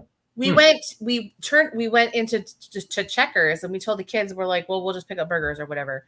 So we were just going to pick up burgers for the kids and everybody. And yeah, like they still messed up. They messed up our order 3 times. There were 5 girls in there and none of them knew what the hell was going on. Oh. And they were all under the age of 21. That's they why. were. Okay. And the only people that were working in there, like actually legitimately working, were the managers. And they're the ones that would come to the window and say, what didn't you have? And I'm like, are you kidding me? You still messed it up. I'm like, okay, whatever. But then you have people that are flaky too, because I was at the taco bus down here in Lakeland, and I said, hey, I'll pick up the shifts from like midnight to 3 or 11 to 3. And he wanted somebody to help him run the 11 to 3 on the Fridays and Friday and Saturday nights. He never called me back. And I'm like, then you don't want somebody bad enough. Yeah. I'm like, I've done service Oh my God. for 25 years. Like, boy, there's some crazy mixed up things going on in the sunshine state of Florida, ladies and gentlemen. I'll tell you that much, man. Woo. And then there's my boss that calls me yesterday. Can you come in for 10 a.m.? No, I'm on my way to go see my in-laws. I got my family to worry about. You remember that? It's called family. We actually do care about certain members of society, and they're called our family members. Can you get that through your thick skull at the Baristoville of Coffee Shops 101? By the way, Brian, I don't know how far you guys are from this, but you guys, to take away all your sorrow, like our friends at Disney, the House of Mouse used to say, Hakuna Matata. In order to do that, you should go to a lovely place called Famous Faces and Funnies, buy yourself some comics. For the classroom, things will be better that way. There you go. Problem solved. Nice Free plugs there for you, Rick Well- Shea. Free plugs there for you, buddy. Here, let me tell you my story about my comics. Comics in the classroom? Okay. So it is a good thing the first week of school that I looked through all of those comics that were donated to me. Yes. Uh-oh. There were some Deadpool comics, weren't there? So there was, I don't even care about the Deadpool comics. There was worse. Oh, okay. So I have this big, gigantic, clear, tub. Yeah. Tote of comics that were donated from Goodwill. Mm-hmm. And she's like, I don't know what you can use, but we didn't go through anything here. And they sat in my office, and then they sat in my garage all of last year. Right. And so I'm setting up my classroom, and I started going through them, and I'm like, okay, that's not going in there, and that's not going in there, and that's not going in. There was like a whole bunch of like mature comics that are literally sitting there. I have 2 big milk crates that I had bought, Right. filled with mature comics that I can't put on the shelf, even for YA, even for young adult. Like I can't put them out there. NC-17. I'm like, oh my God. It was terrifying. I was like, okay, well, I'm glad I looked at all of them because they became a really hot thing. Like my kids will, when they put their books away or they put their iPads away, they walk back to that back place. There's at least 5 kids in every class that goes back and looks at them. Yeah. And they'll sit and read. And I'm like, what was I doing before? Like, and they're just in my class. We do have a unit coming up in the second quarter that has a graphic novel in it. So nice. in our actual textbook. So it's super exciting. That's great. But I'm Talk really to glad some of that your comic stores in your city because they may be sitting on a bunch of like the free comic book stuff. Yeah, still. there's a bunch of shops down there in Florida. Pretty much, hit them all up for whatever they had. Like on Free Comic Book Day, we usually hit as many as we can hit. Sure. And they're really always very nice to me. Yeah. That's good. They always kind of give me whatever, whatever they can. Yeah. But it's been a really interesting year because our children are, when you think about the effects of COVID and what it's had on just our morale in general, as far as the world. Yeah. And then you look at our kids and it's like, okay, well, we always, as teachers, we knew parenting was a problem because parents apparently don't parent anymore. Newsflash, they haven't done that in a long time. And I know they haven't done that in a long time, but I am actually like, I've realized that for a year and a half, these kids have sat in front of a computer screen and learned nothing. Yeah, pretty much. They don't know how to interact with other people. They don't know how to be decent human beings. They don't know any of the content. They don't know. We've had kids in the center that don't know how to read, and they're in 3rd grade. I'm like, what are you doing? Like, as a set of as a set of teachers, we're looking at these kids going, I haven't had kids this bad in my life. And I taught at Westwood, so like our kids were bad. They were from the ghetto, basically. Yeah. But at least I had a handful that were good. I have an entire 4th period class that they just call each other names all day. And all I do is just say, stop it. And I'm like, then I'm going to start calling your parents. I'm going to start writing you up. I'm done. What's happening with the school system that they're just passing these children on? And it's been happening for the last 15 years. So I'm not even going to lie about that. That happens. And it's their pupil progression programs that they say, oh, well, this is bad for self-esteem. Okay. So if your kid is coming into kindergarten and they don't know their letters and their letter sounds, then those kindergarten teachers should be teaching letters and letter sounds within developmentally appropriate ways at developmentally appropriate times. And then when our kids get to third grade, they would know how to read. But our kids get to third grade and they don't know how to read. Now, why is that? Why is it that they don't know how to read? I don't understand. We're not going to hold anybody back in third grade. We're not going to hold anybody back in kindergarten. We're not going to make sure they have those skills. That doesn't make any sense to me. So now I have 2 8th graders right now who can't read. You know, there's I don't know, Willow. This sounds like an intriguing topic that you may want to bring up on a new episode of Willow's Pillow Talk. I definitely would love to get teachers together and talk about this because I mean, my thank God that the government is changing for my both my province and federally, but the leader of my provincial government stepped down. We got really pissed off at him and made him quit. About time. You don't know anything about it for years. He was trying to put into play where teachers and nurses weren't getting paid, so people fought him on that. So I sent you something, Willow. I want to end the show with this because I think it'll be fun. If you look on Facebook. Okay. Uh-oh. Ryan, the quote over here is in the dark, so I don't know what's going on. Yeah, normally the quote is never in the dark, but on this occasion I am. He showed it to me, but I couldn't see it. So on the 20th, Canada goes and votes for our new federal leader. So really? Wow. Yay. Go out and vote, make your voice heard. That's all we can ever really do. Yeah, make your voice heard. Just go out and vote. Because all these people are complaining about mask mandates here in the schools. And I'm like, so you're bitching and moaning about our school board. You didn't do anything about it. You continue to vote this woman in. And she says, if you can smell barbecue through your mask, it's not working. Oh, it's yeah. a crazy mixed world we live in, folks. Idiot. She's an idiot. She's an engineering background. I thought engineers were supposed to be smart. Idiot. Okay, we have a drama teacher running our country, and we had a gym teacher running our province. Figure that one out, people. Wow, that sounds like a reality show. Freaking wonderful. Isn't that a reality show that was on a couple years ago? Maybe I'm thinking of something else. I'm sorry. All right, so Brian, what do you have for us? Lunatics run the asylum. Okay, so to end the show, we're gonna do this. There's 4 films. You have one choice.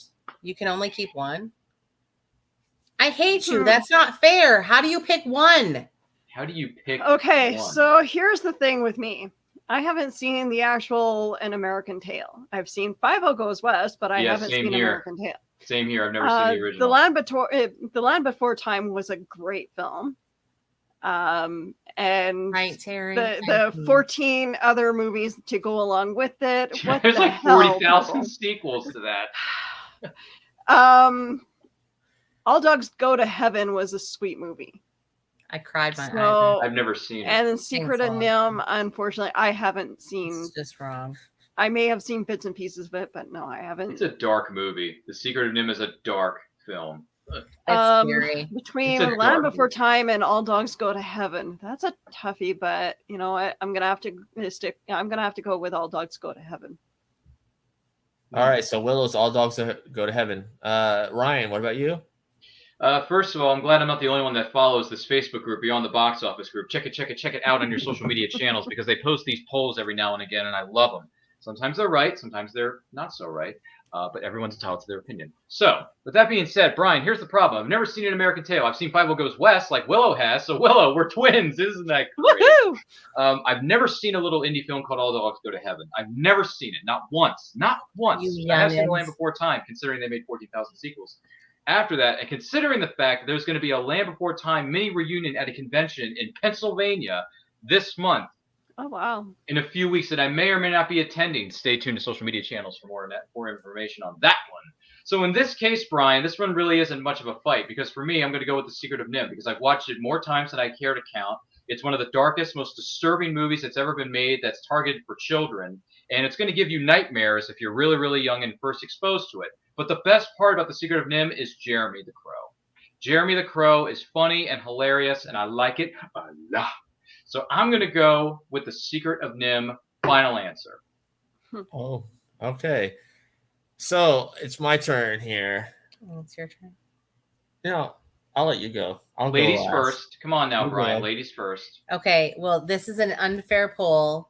It's a wretched 4 things you put on there. I and didn't can make- only I didn't pick make the one. poll. People at the Facebook group make It's these wrong. This Facebook page is just awful. And you can't see my somebody's face not right now, but I'm following. telling off the camera. So I love all of these movies. It is unfair, but I have to pick An American Tail because that song is forever embedded in my life. Somewhere out there. So What about there are no cats in America? No cats in America. That's because they're all in Canada with Willow. Yeah. Yeah. Cats. Have you seen her house lately? She's got 80 cats roaming around. I am not quite the crazy cat lady that some people think I am. Okay, crazy cat lady. Maybe not all together. Crazy for feeling. Blue. Crazy. Wouldn't that Willow be is the crazy for cat lady. She felines, just doesn't want to then? admit it. I only have 7 cats. That's a lot of cats. Like that's one for every day of the week and twice on Sunday. All right, so Oh my God. I'm going to have to echo your decision and say I love American Tail Oh, you're going to American Tail. because the soundtrack and the score were great, but the story was really they all in a way pulled at your heartstrings, but there was just something about American Tail. I loved All Dogs Go to Heaven. Dom DeLuise and Burt Reynolds did great voice acting for that film. And then of course Land Before Time had, of course, very super tragic with the voice actress of Ducky. Yes. Yeah. Yes. Yep. They're gonna talk about her and honor her at this convention that's coming up in That's Pennsylvania. awesome. So that'll be a nice thing for the Land Before Time cast. Mhm. And then the winner here is Don Bluth, who originally worked for Disney and then went on his own and did all this stuff. But American Tail is my pick. Okay. And I think American Tail has to win for me though, because I loved my aunt used to call me Ducky all the time because I used to go yep yep yep, but Mhm. really the story of Fievel kind of echoes that whole seeing it when I was 6 was kind of echoing my life at that time, and so it was really hard being that kid that lost a parent and not really knowing what that meant, so it's a tragic Yeah. story of Fievel. Mhm. But yeah.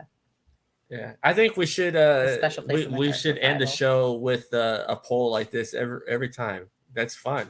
Absolutely. I'd be okay with that. Maybe one where we don't want to have all 4 movies on Well, the poll, though.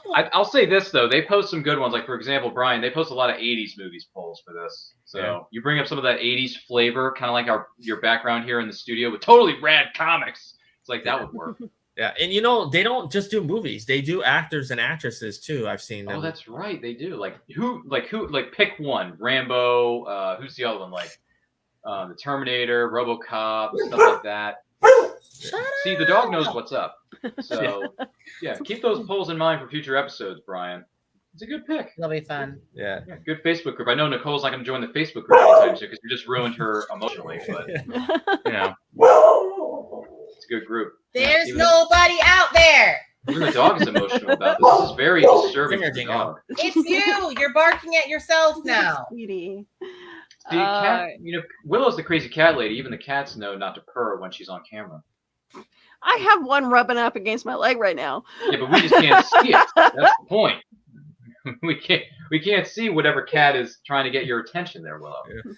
So before we end the show, one of the 7? I do want to say, thank you for welcoming us home. As you said, as I put in the description, Willow. We're home. Don't leave me alone with these people. I mean, Willow was doing just fine on her own, and then you had to come back here all of a sudden and not give us much notice. But okay.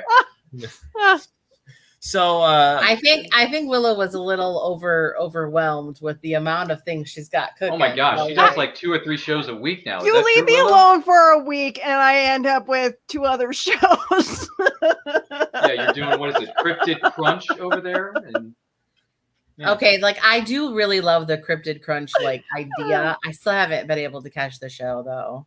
All the episodes are on YouTube if you want to go back and catch up. I know where it is. I just So yeah, we announced Back of the Cereal Box announced another show, and so we'll be on tomorrow night, 8 p.m. It's Back of the Cereal Box After Dark. It's all the hosts, just chit-chatting about nothing, really. So so you went into Back of the Cereal Box, so you got an idea for a show about nothing. Exactly. They say, what's your show about? You said nothing. There you go. I think you may have something here. Well, I mean, there will probably be topics later on, but tomorrow is just like an introduction, and we'll just see where the show goes. So I'm hosting it's after dark. So you're talking with Del Memphis, so you're gonna. I guess it'll be all over the place. That's a good segue. That's a good segue, Brian. Before we jump out of the studio and enjoy something known as happy hour, because Lord knows it's 5 o'clock somewhere in Florida, Maryland, and Canada. Where can the good people of the interwebs find you, Willow, and everything you have coming up? Oh, well, I just plugged the Back of the Cereal Box After Dark show. So yeah, tomorrow night, 8 p.m. Come join us. And is that 8 p.m. Central or Eastern? Sorry, yes, sorry. Yes. Sorry, my time. I'm so sorry. Central. 8 p.m. Central, 9 p.m. Eastern.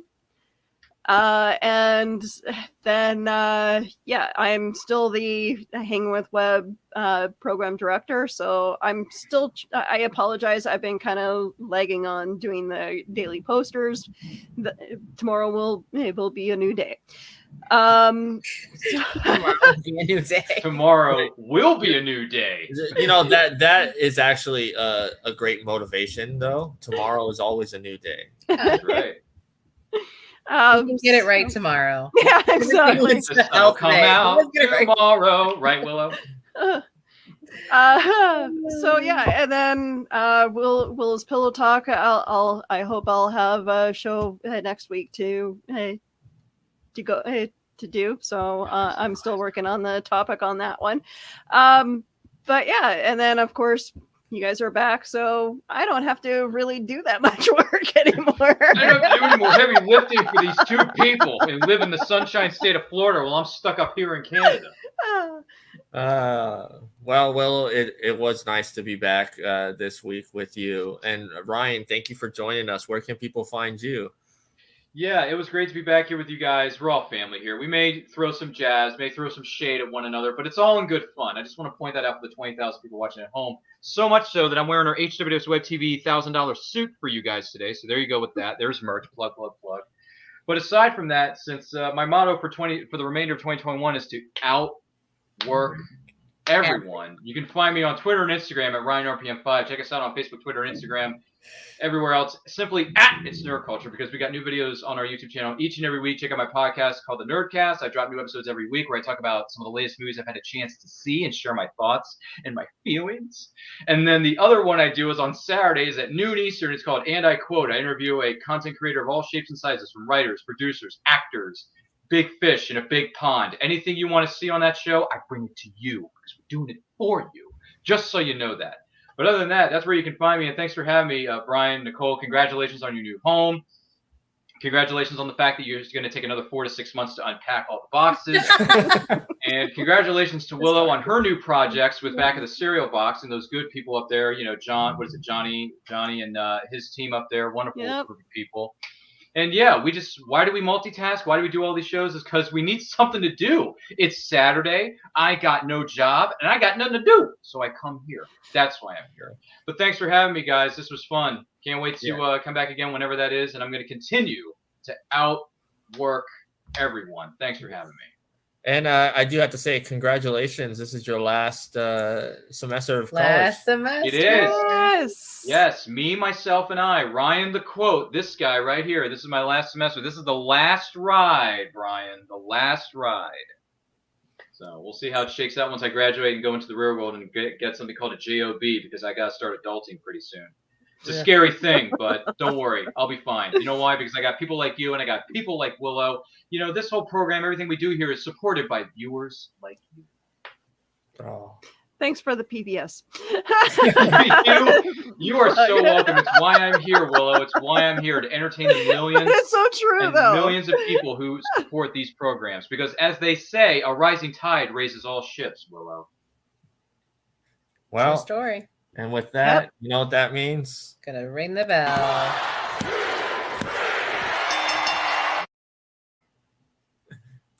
Take care, everyone. Have a good night, everyone.